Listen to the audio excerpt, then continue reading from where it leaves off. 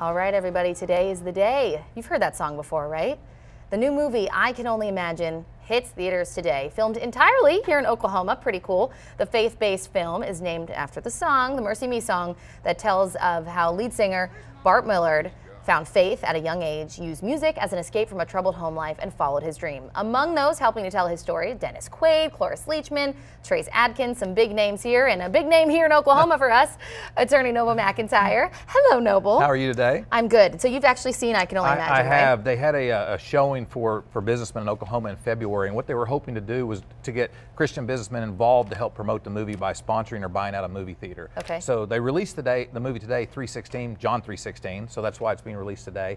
And I have the 7 p.m. showing at the Warren Theater, and so I have a block of 100 tickets.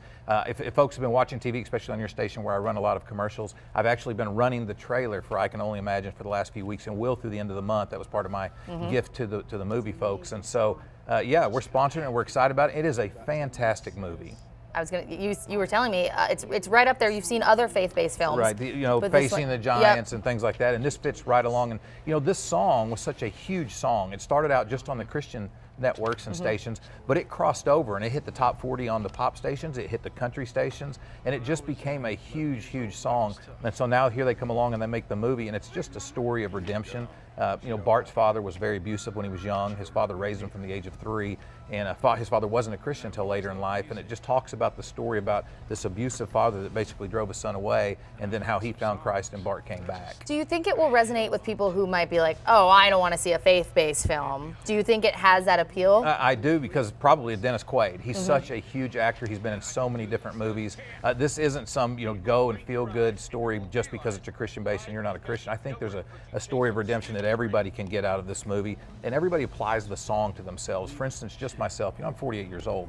I just did the 3rd eulogy of somebody that I would consider my top 5 best friends of all time. Oh my goodness. And at 48, that's pretty young to have buried 3 of your top 5 best friends.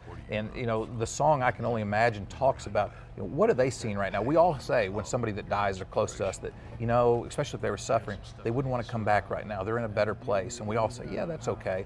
But what does that really mean? And so this song is about, I can only imagine what they are seeing right now, standing before God. And so it's a song that even if you're not a Christian, this movie, I think it will appeal across the masses just like the song did. And kind of like you mentioned, I think a lot of people will relate their own stories kind of to it. So you bought out 100 seats. We have 4. Yeah, we've got. People have been snatching them up. Yeah, we've got 7 pairs left. We have 14 to give away that you folks are going to help me give away. I'm going to be at the theater tonight at 6:30 handing them out. We've already given away 84, whatever it is. We have 14 left.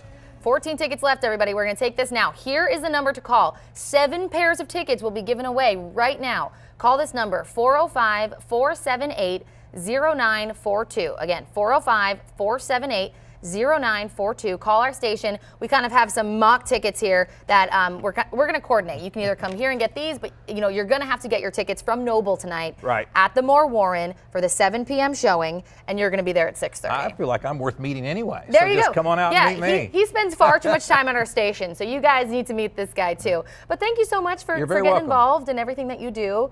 And really, this is Oklahoma. They filmed it here too, so we have a great connection. Filmed here. We have so many people that played extras and played roles in the movie. So yes, it's an Oklahoma-based movie where they made it, and it's going to be great. I think it's going to do really, really well here in Oklahoma. I hope you're calling, everybody. Our producer was actually involved in this too. Pretty cool.